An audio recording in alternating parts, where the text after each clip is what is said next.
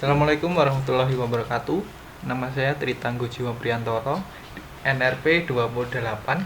Di sini saya akan menjelaskan mengenai algoritma Nearest Neighbor untuk klasifikasi suatu data. Di sini saya menggunakan dataset iris yang terbagi menjadi 3 spesies, yaitu spesies Setosa, versicolor, dan virginica. Pada percobaan ini saya akan melakukan percobaan dengan 3 KNN dengan masing-masing K, yaitu 1 NN, 3 NN, dan 7 NN. Nah, untuk memulai atau mengambil data training dari dataset ini, kita tidak memakai seluruh data ini untuk di testing. Namun yang disarankan yaitu 25% dari dataset yang ada, seperti itu. Jadi setelah saya sortir untuk 25% setiap kelasnya, ya ini. Dari tadi untuk setiap kelasnya terdiri dari 50 dataset. Jadi Setosa itu 50, versicolor 50, dan virginica itu 50. Dan 25% dari 50 tersebut kurang lebih 12, dan saya bulatkan menjadi 13 data masing-masing setiap kelasnya untuk di training. Setelah saya pisahkan data testing dan juga data trainingnya, di sini terdapat 39 data testing yang akan nanti dilakukan testing, dan sebanyak 111 data training dengan 3 kelas, dengan 3 spesies yang ada. Pertama kita akan nyoba untuk 1 NN. Nah, kita mulai dari data yang pertama, data testing yang pertama. Sini saya sudah menuliskan di atas ini. Data testing yang pertama, sebelumnya data set ini terdiri dari 4 atribut, yaitu spal length, spal width, petal length, petal width. Ya, ini untuk data testing yang pertama. Ini akan dihitung jaraknya dengan seluruh data training yang ada, untuk nantinya diambil kesimpulan apakah klasifikasi tersebut benar atau tidak. Nah, untuk mengambil nilai jarak atau mendapatkan jarak dari setiap data training yang ada dari data testing tersebut, maka digunakan rumus Euclidean. Rumus Euclidean itu bagaimana? Ya, gini untuk rumus Euclidean. Jadi N itu banyaknya atribut penyusun kelas tersebut atau spesies tersebut. Jadi untuk X itu data trainingnya, dan Y itu data testing. Jadi misalkan di sini pada kebetulan ini untuk datanya sudah saya urutkan berdasarkan jarak. Saya ambil misalkan contoh di data nomor 10, data training nomor 10. Nah, di sini saya data testing nomor 1 ini saya bandingkan dengan data training nomor 10. Caranya bagaimana? Jadi di sini Euclidean tadi kan rumusnya akar dari n lambda i sama dengan 1 x1 min y1 kuadrat, seperti itu kan. Jadi di sini sepal length pada data training dikurangi sepal length pada data testing yang akan ditesting, dikuadratkan, lalu dijumlah dengan sepal width pada data training dikurangi sepal width pada data testing, dikuadratkan, dan dijumlahkan lagi dengan petal length pada data training dikurangi petal length pada data testing, dikuadratkan lagi, dan ditambah dengan petal width data training dikurangi petal width data testing yang dikuadratkan, sehingga nanti akan menghasilkan jarak Euclidean seperti ini. Nah, untuk rumus Excel-nya seperti ini. Jadi ini ada Q6 dikurangi Q3 lalu dikuadratkan lalu dijumlah dengan R6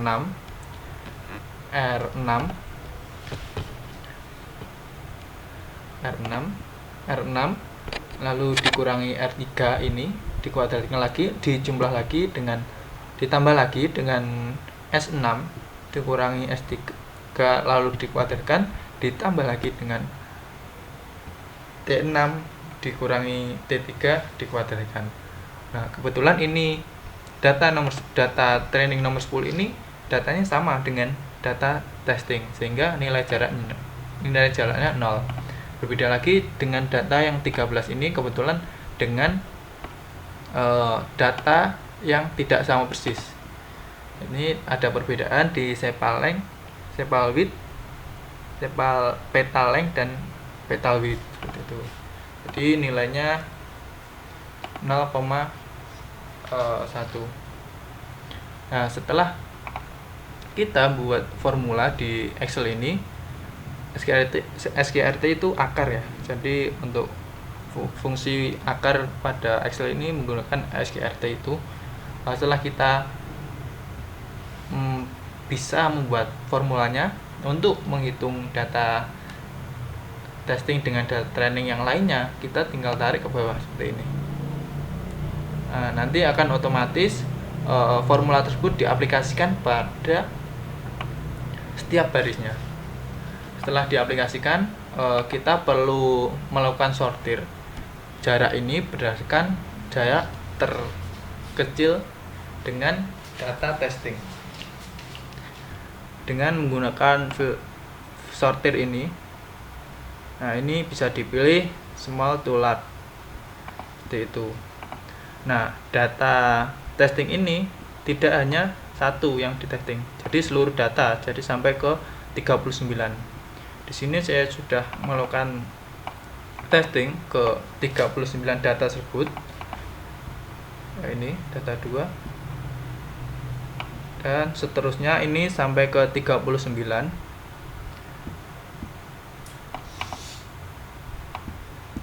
Nah, karena kebetulan ini menggunakan satu NN, berarti yang diambil yaitu label yang pertama saja, satu label yang paling dekat dengan data testing seperti itu. Jadi ini yang hanya satu baris di atas ini yang apakah untuk menentukan apakah prediksi itu sesuai dengan hasilnya.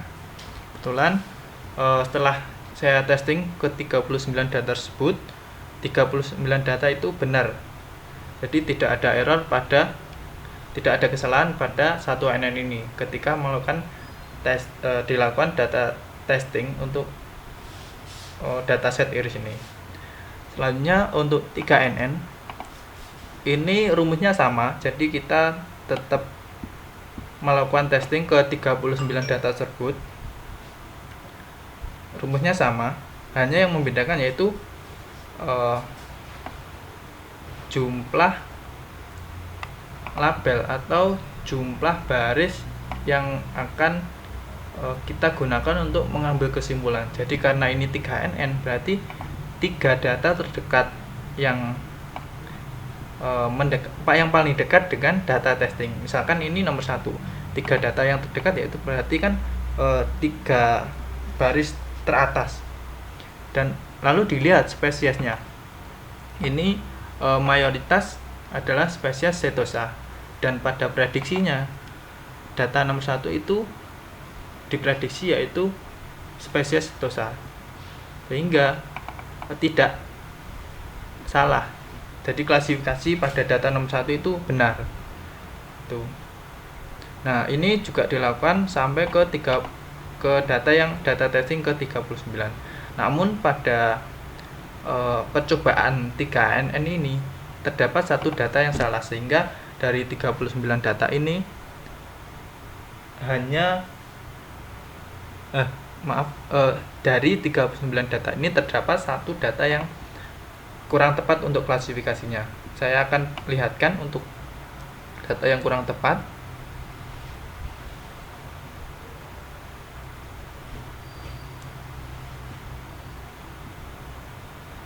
Nah, ini untuk data yang kurang tepat dalam pengklasifikasinya.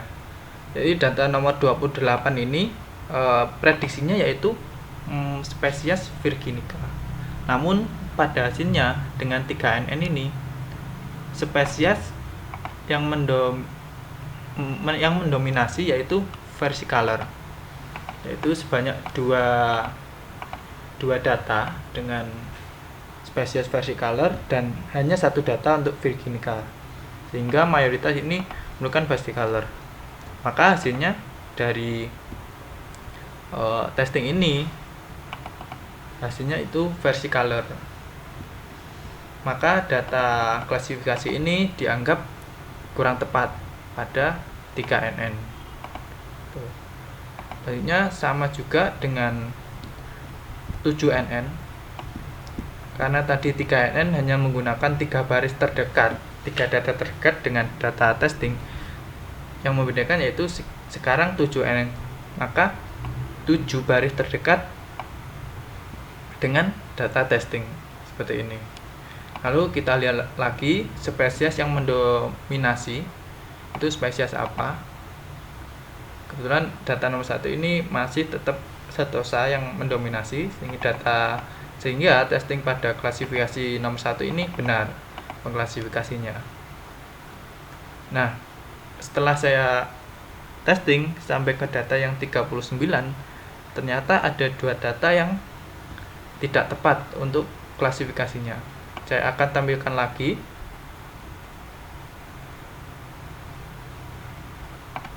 Nah, ini data nomor 28. Pada prediksinya yaitu spesies virginica, namun pada mayoritas untuk 7NN ini spesiesnya itu versicolor. Jadi pada data 28 ini prediksinya salah, klasifikasinya kurang tepat.